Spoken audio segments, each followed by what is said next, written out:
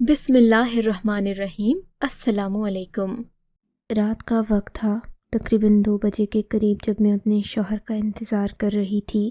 مجھے اپنے کمرے میں ہلکی سی آہٹ کا احساس ہوا۔ میں چونک گئی۔ میں نے ادھر ادھر دیکھا مگر وہاں تو کوئی بھی نہیں تھا۔ میں نے اپنے کمرے کا دروازہ اس لیے کھلا رکھ چھوڑا تھا کہ میرا شوہر رات کے 2-3 بجے گھر آتا۔ میں اس کے لیے جاگ رہی ہوتی تھی۔ ویسے بھی مجھے دروازے کو کنڈی لگانے کی فکر اس لیے نہ ہوتی تھی کیونکہ میرے گھر میں سوائے میرے ایک چھوٹے دیور کے علاوہ اور کوئی نہیں تھا، سو میں کس وجہ سے دروازے کو کنڈی لگاتی۔ میں نے بھی معاملہ اللہ پر چھوڑ رکھا تھا۔ میں سوچتی کہ کہیں میرا شوہر آئے، میرے کمرے کا دروازہ بند ہو تو انہیں برا نہ لگ جائے۔ اکثر ہی میں ایسا کرتی تھی۔ رات کو وہ آتے، پھر دروازہ بند کر کے سو جاتے تھے۔ آج بھی میں نے یہی سوچا تھا مگر کمرے میں ایک عجیب سی آہٹ محسوس ہونے لگی۔ لگ تو ایسا رہا تھا جیسے کمرے میں میرے علاوہ بھی کوئی موجود ہے، لیکن جب میں نے آواز دی تو کوئی بھی نہیں تھا۔ میں نے سوچا کہ شاید میرا وہم ہوگا، لیکن اگلے ہی لمحے کسی کی آہٹ میرے قریب آ رہی تھی۔ میں مزید چوکنی ہو گئی۔ اس سے پہلے کہ میں اپنے بستر سے اٹھ کر کمرے میں روشنی کرتی، میں نے دیکھا کمرے میں میرا شوہر داخل ہوا۔ اس نے فوراً سے کمرے کو روشن کر دیا۔ سامنے کا منظر دیکھ کر اس کی آنکھوں میں خون اتر آیا۔ یہ تو میں نے ابھی دیکھا تھا کہ میرا دیور بھی کمرے کے اندر ہی موجود تھا، لیکن اس سے پہلے میں اس بات سے واقف نہیں تھی۔ میں تو تقریباً نیند میں تھی اور نیم خوابیدہ آنکھوں سے میں نے اوپر دیکھا۔ میں نے دیکھا میرا شوہر بہت زیادہ غصے میں تھا۔ اچھا تو تم یہ سب کچھ کرتی ہو جب میں نے کہا تم ناجائز فائدہ اٹھاتی ہو۔ تم جیسی بے حیا اور بے غیرت عورت میں نے اپنی زندگی میں نہیں دیکھی۔ میں تمہارے لیے رات رات بھر ڈیوٹی کرتا ہوں، اپنے سارے کام چھوڑ کر، زندگی کی ساری خوشیاں داؤ پر لگا کر تمہارے لیے روزی روٹی کمانے جاتا ہوں، اور تم میری غیر موجودگی میں رنگ رلیاں مناتی ہو۔ تمہیں شرم نہیں آئی؟ میں تمہیں ابھی اور اسی وقت ہوش و حواس میں طلاق دے رہا ہوں۔ آئندہ کے بعد تم کبھی بھی میری زندگی میں آنے کی کوشش مت کرنا۔ میرے شوہر نے مجھے تینوں طلاقیں ایک ہی وقت میں دے دیں۔ یہ تقریباً 1 منٹ کی کارروائی ہے جو کہ میں آپ کو بتا رہی ہوں۔ طلاق دینے کے فوراً بعد اس نے اپنا چہرہ پھیر لیا۔ میرے ساس سسر بھی وہیں آ گئے۔ انہوں نے مجھ سے پوچھا کہ کیا ہوا۔ میں روتے ہوئے اپنی ساس کے قدموں میں گر گئی۔ ماں جی مجھے بچا لیں، انہوں نے تو مجھے طلاق دے دی ہے۔ یہ بھی نہیں سوچا کہ میں ایک غریب ماں باپ کی بیٹی ہوں، اب میں کہاں جاؤں گی۔ میری ساس تو یہ سن کر دل پر ہاتھ رکھ کے بیٹھ گئیں۔ بیٹی ایسا مت کہو، یہ بات اپنے منہ سے بھی مت نکالنا۔ یہ تمہیں طلاق دے ہی نہیں سکتا۔ شادی تمہاری ہم نے کی تھی، ہماری مرضی سے ہی سب کچھ ہوگا۔ مگر ماں جی، انہوں نے منہ سے 3 لفظ بول دیے ہیں، اب کیا فائدہ ان باتوں کا۔ میں تو ان کے لیے حرام ہو چکی ہوں، اب میں اس گھر میں کیسے رہ سکتی ہوں۔ ہاں تو تمہیں کس نے کہا ہے یہاں رہنے کو؟ چلی جاؤ یہاں سے۔ اگر تم نے ہمارے ساتھ زیادہ چالاکی کرنے کی کوشش کی نا بیٹے، تو میں تمہیں زمین جائیداد سے آگ کر دوں گی۔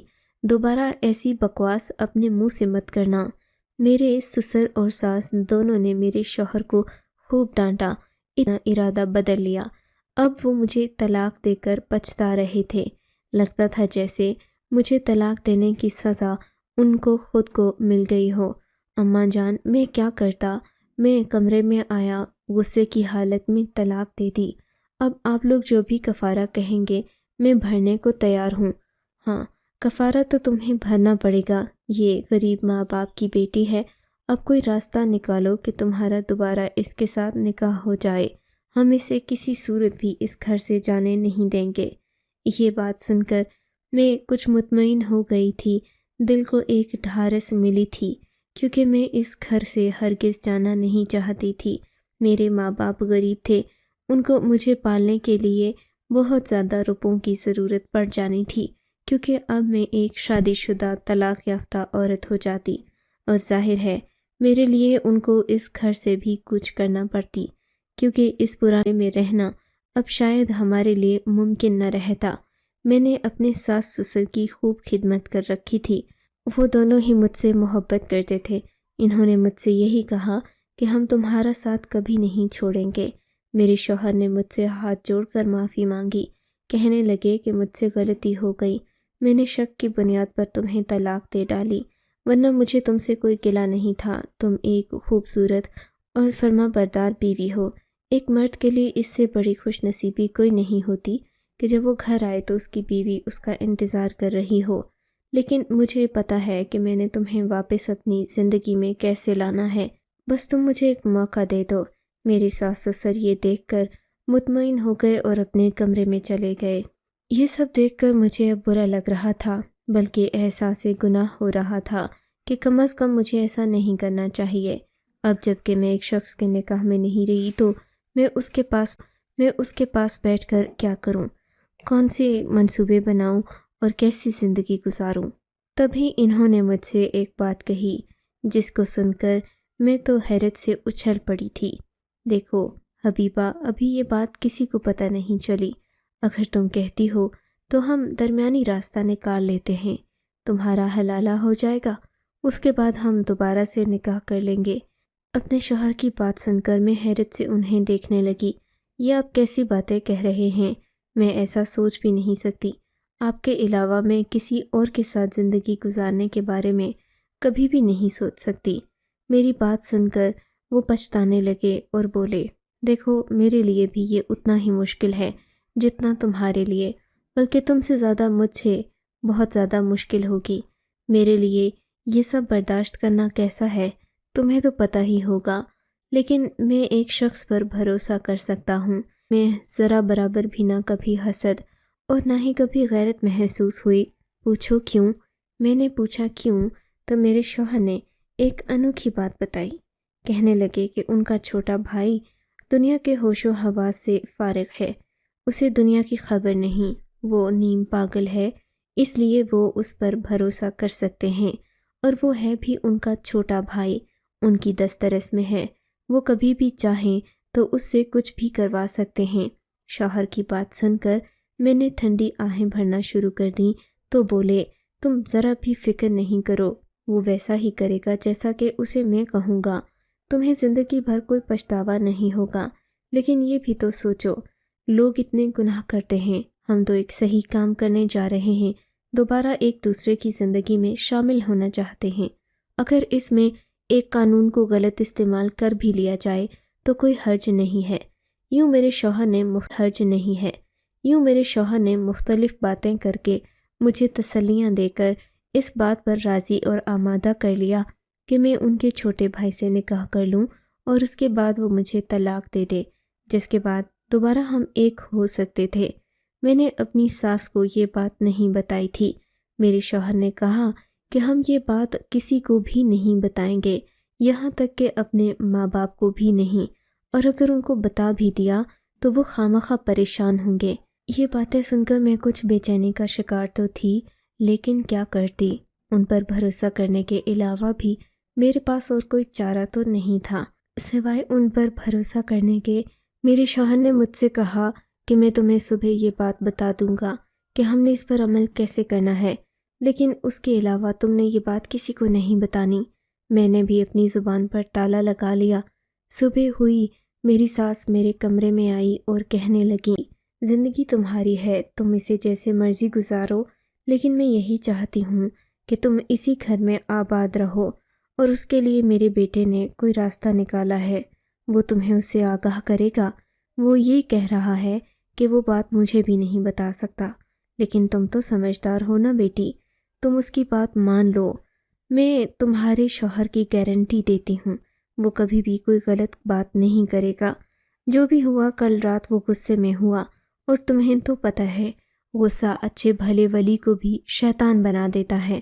فی الحال بس تم اپنے شوہر کی رضا کے بارے میں سوچو، تم زندگی میں کبھی بھی ناکام نہیں ہوگی۔ جو عورت اپنے شوہر کی خاطر اپنی خواہشوں کی قربانی دیتی ہے، اللہ کے نزدیک بھی وہ افضل ترین ہوتی ہے۔ ساس کی باتیں سن کر میرا دل مزید مطمئن ہو گیا۔ انہوں نے مجھ سے کہا تھا کہ کل صبح تم فجر کے وقت تیار رہنا، میں تمہیں مسجد لے کر جاؤں گا، میرا چھوٹا بھائی بھی وہاں آ جائے گا، ہم یہ نیک کام کر لیں گے، اس کے بعد میں تمہیں خود اس کے ساتھ ایک جگہ پر چھوڑ آؤں گا، اسی جگہ پر تم کچھ دن رہو گی، یعنی 1 یا 2 مہینے، پھر میں تمہیں لینے آؤں گا اور ہم لوگ دوبارہ سے اسی مسجد میں نکاح کر کے واپس اپنے گھر جائیں گے اور پہلے جیسی زندگی گزاریں گے۔ یہ باتیں میرے ذہن میں تھیں اور سوچ رہی تھی کہ کیسے اور کب 2 مہینے کٹیں گے، میں واپس اپنی جنت میں آؤں گی۔ صبح کے 4 بجے تھے۔ میرے دل میں ایک عجیب سا احساس تھا کہ نکاح تو اعلان کا نام ہے، اگر میرا کسی دوسرے شخص کے ساتھ نکاح ہونے بھی جا رہا ہے تو اسے چھپانا تو نہیں چاہیے۔ میں نے یہ بات اپنے شوہر کو بولی تو کہنے لگے، پاگل لڑکی، اگر تمہارے اس نکاح کا پوری دنیا کو پتہ چل گیا تو جانتی ہو سب لوگ تم پر ہی باتیں کریں گے کہ تم نے اپنے شوہر کو چھوڑ کر کسی اور سے شادی رچا لی، سارے الزام تم پر آئیں گے، اس لیے میں یہ بات خفیہ رکھنا چاہتا ہوں۔ ویسے بھی نکاح کے لیے 4 گواہوں کی موجودگی ضروری ہے، ہم کوئی ولیمہ تو کر نہیں رہے کہ 200 لوگوں کو مطلع کریں، اور کوئی ہم سے پوچھے گا بھی نہیں، ہم چھپا نہیں رہے، بس ہم لوگوں کو بتانے سے گریز کر رہے ہیں۔ میرا پاگل دیور بھی ہمارے ساتھ تھا۔ میرے شوہر نے مجھے یقین دلایا کہ یہ تو پاگل ہے، اسے دنیا کی کوئی ہوش نہیں ہے، تم اسے ایک دیوانہ، پاگل اور مجنون سمجھو، تم اس کے سامنے ایسے رہو جیسے ایک حسین عورت کسی اندھے مرد کے ساتھ رہتی ہے، وہ اس کی نظروں سے غیر محفوظ نہیں ہوتی کیونکہ وہ دیکھ ہی نہیں سکتا۔ میرے بھائی کا حساب بھی یہی ہے، یہ بیچارہ تو پاگل ہے، تم اس کے بارے میں پریشان مت ہونا، تمہاری مرضی کے بغیر تو یہ اپنی نظر بھی تم پر نہیں ڈال سکتا، تم سمجھ تو گئی ہوگی کہ میں تم سے کیا کہہ رہا ہوں، اس لیے تم اپنا دل مضبوط کر کے اس کے ساتھ رہنا۔ میرا دیور چپ چاپ وہاں پر ہمارے ساتھ کھڑا تھا اور ایسے چل رہا تھا جیسے وہ کوئی روبوٹ ہو، اسے دنیا کی کسی بات کی خبر نہ ہو۔ ہم لوگ مسجد میں پہنچے، میں نے دیکھا مولوی صاحب تو پہلے سے ہمارا انتظار کر رہے تھے۔ کیا تم نے ان دونوں کی شادی کروانی ہے؟ جی ہاں مولوی صاحب، یہ دونوں ایک دوسرے کو پسند کرتے ہیں، چلو ٹھیک ہے، کیا تمہارے پاس اور کوئی گواہ موجود نہیں ہے؟ مجھے 2 گواہوں کی اور ضرورت پڑے گی۔ مولوی صاحب، ہم تو طلاق کے بعد یہ دوسرا نکاح کر رہے ہیں، یہ حلالے کے لیے کیا جا رہا ہے، آپ تو جانتے ہیں ایسے نکاح کے کوئی گواہ نہیں ہوتے۔ یہ سن کر مولوی صاحب چونک پڑے۔ کب طلاق ہوئی ہے تم دونوں کی؟ جی کل رات کو ہی۔ استغفر اللہ، تم لوگ پاگل تو نہیں ہو گئے؟ کل تمہاری طلاق ہوئی اور عدت پوری کیے بغیر ہی تم دوسرا نکاح کرنے چلی ہو۔ بی بی تم ہوش میں تو ہو؟ کیوں مجھے گناہ ہے جس میں عورت نے عدت پوری نہ کی ہو؟ جاؤ اور جا کر اپنی عدت پوری کرو، اس کے بعد آنا۔ یہ سن کر میرے شوہر نے اپنا سر پیٹ لیا۔ پاگل عورت، تم نے اسے یہ بات کیوں بتائی؟ مسجد سے نکلنے کے بعد میرے شوہر نے یہ بات کہی تو میں رونے لگی۔ تو کیا میں غیر شرعی نکاح کر لوں؟ آپ کو احساس نہیں اس بات کا؟ میں کون سا تمہیں یہ کہہ رہا ہوں؟ یہ پاگل لڑکا ہے، اس کے ساتھ نکاح کر بھی لوگی تو نہ کرنے کے برابر ہے، بس ہماری شرط پوری ہو جائے گی، ہم لوگ دوبارہ سے نکاح کر لیں گے۔ ایسی بات نہ کرو کہ مجھے غصہ آ جائے تم پر، میں غلط بات نہیں کر رہی، آپ اپنی مرضی سے قانون نہیں بنا سکتے، عدت کے بغیر تو نکاح نہیں ہوتا۔ میرے شوہر نے مجھے بہت ڈانٹا اور مجھے میرے اماں ابا کے گھر چھوڑائے، کہنے لگے اب تم یہیں پر اپنی عدت پوری کرو، اس کے بعد میں تمہیں لے کر جاؤں گا۔ 4 مہینے گزر گئے، 4 مہینے میرے اماں ابا بھی پریشان رہے، وہ سوچتے رہے کہ آخر میں اپنے گھر کیوں نہیں جا رہی، مختلف ہیلے بہانے کر کے میں انہیں تسلیاں دیتی رہی۔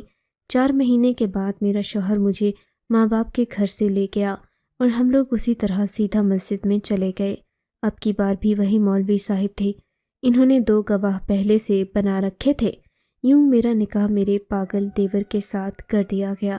اب کی بار میرے دل میں نہ جانے کیوں ایک عجیب سا اطمینان تھا، لگ رہا تھا کہ میں کوئی غلط کام نہیں کر رہی۔ عدت کے دوران میں نے اپنے رب سے بے پناہ دعائیں مانگی تھیں کہ میرے پاس وہی آئے جو میرے لیے بہتر ہو اور میری زندگی سے تمام غلط لوگ اس طرح چلے جائیں جیسے بارش کے وقت دھوپ چلی جاتی ہے۔ میری ان دعاؤں کا اثر تھا یا کیا، پر میرے دل میں بے پناہ سکون تھا۔ اب کی بار مولوی صاحب نے بھی مجھے دعائیں دیں اور کہا کہ تم اپنے نکاح میں برکت کی دعا کرنا۔ میں مولوی صاحب کی بات سمجھی نہیں تھی۔ میرے شوہر نے ہمیں ایک گاڑی پر بٹھایا اور ہمیں ایک جگہ پر لے گیا۔ میرا دیور، جو کہ اب میرا شوہر بن چکا تھا، کچھ بدلے ہوئے تیوروں کے ساتھ ہمارے ساتھ ہی بیٹھا ہوا تھا۔ اس نے مجھ سے کوئی فالتو بات نہیں کی۔ ہم لوگ ایک دکان پر چلے گئے۔ دکان کے اوپر ایک چھوٹا سا کمرہ بنا تھا۔ مجھے یہ دیکھ کر حیرت ہوئی کہ یہ کمرہ کچھ محفوظ بھی نہیں تھا۔ ایک پلنگ بچھا ہوا تھا، ضرورت کی کچھ چیزیں رکھی تھیں۔ یہ کیا ہے؟ میں نے اپنے شوہر سے سوال کیا۔ ہاں تو میں کون سا دلہن کا کمرہ تیار کر رہا تھا تمہارے لیے؟ تم نے کون سا یہاں ساری زندگی رہنا ہے؟ 1-2 مہینوں ہی کی تو بات ہے، اس کے بعد ہم پھر سے ایک ہو جائیں گے۔ پھر سے ایک کیسے ہوں گے؟ ابھی تو اس کے بعد کی عدت بھی پوری کرنا ہوگی۔ ایک تو تم بڑی مولویانی بن گئی ہو، مجھے زیادہ پتہ ہے، یا تمہیں تو نہیں لگی، اور تم مجھے ایسے سکھا رہی ہو جیسے میں کوئی چھوٹا بچہ ہوں۔ اچھا مجھے معاف کر دیں، میں ایسی بات نہیں کرنا چاہتی تھی۔ دراصل بات یہ ہے کہ میں اللہ تعالیٰ سے بہت ڈرتی ہوں۔ میرے دل میں خوف خدا ہے تو پھر مجھ سے بھی بات نہ کرو۔ اب میں تمہارا شوہر نہیں رہا، بلکہ وہ تمہارا شوہر بن گیا ہے۔ اسی سے باتیں کرو، اپنے دل کی بھڑاس نکالو۔ مجھے کیوں یہ سب سنا رہی ہو؟ یہ باتیں سن کر میرا تو دل کٹ سا گیا تھا۔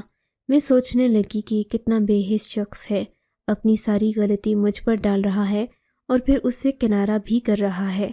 نہ جانے کب وہ چلا گیا۔ میں اپنے دوسرے شوہر کے ساتھ بیٹھی رہ گئی۔ میں سوچوں میں گم تھی کہ اس نے میرے دوپٹے کا پلو اٹھایا اور بولا، آپ بہت خوبصورت ہیں۔ نکاح کے بعد تو آپ کے چہرے پر ایک عجیب سا نور آ گیا ہے۔ عابد کے منہ سے یہ بات سن کر میں چونک پڑی تھی۔ یہ تم کیسی باتیں کر رہے ہو؟ کیسی سے کیا مراد ہے؟ اب میں آپ کا شوہر ہوں، یہ بات بھی نہیں کروں گا تو پھر کیا کہوں گا آپ کو؟ آپ مت کہو مجھے، میں بھابھی ہوں تمہاری۔ بھابھی تھی، اب تو نہیں ہو۔ اس نے بڑا حق جتاتے ہوئے یہ بات کہی تو میں حیران ہو گئی۔ انہوں نے تو کہا تھا کہ تم پاگل ہو، دنیا کے ساتھ تمہارا کوئی واسطہ نہیں ہے، تم یہ کیسی باتیں کر رہے ہو؟ میری بات سن کر وہ ہنس پڑا اور بولا، میں نکاح کر سکتا ہوں۔ نکاح تو وہی کرتا ہے جو عاقل اور بالغ ہوش و حواس میں ہوتا ہے۔ کسی پاگل شخص پر نکاح تو جائز ہی نہیں ہے۔ آپ کو نہیں پتا کیا؟ اس کی بات سن کر میں حیران رہ گئی۔ وہ تو اچھا خاصا سمجھدار تھا۔ تو پھر میرا شوہر تمہیں پاگل کیوں کہتا ہے؟ تمہارا شوہر تو اب میں ہوں۔